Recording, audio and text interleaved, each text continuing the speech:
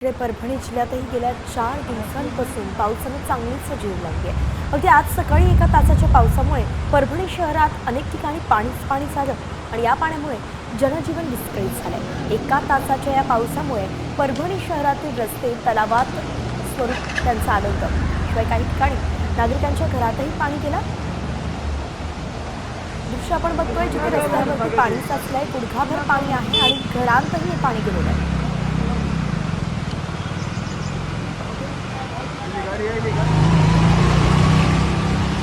आढावा घेतला आमचे प्रतिनिधी विशाल शिंदे।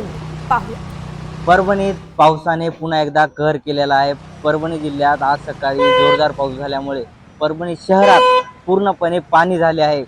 परभणी शहरातील विविध भागात रस्त्यावर पाणी साचल्यामुळे रस्त्याला नदीचे स्वरूप आले आहे। परभणी शहरातील विद्यानगर कॉर्नर, बेलेश्वर नगर, त्रिमूर्ती नगर, वसमत रोडवरील काही भाग पूर्णपणे पाण्यात गेला आहे।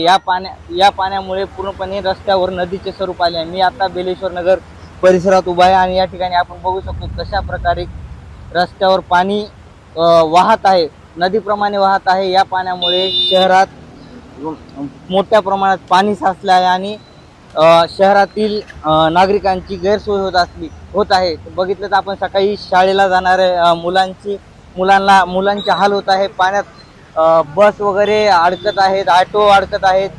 विशाल शिंदे, साम टीव्ही न्यूज, परभणी। आता isakal.com आहे देशातील नंबर 1 ची मराठी न्यूज वेबसाईट। प्रत्येक अपडेटसाठी isakal.com ला नक्की भेट द्या।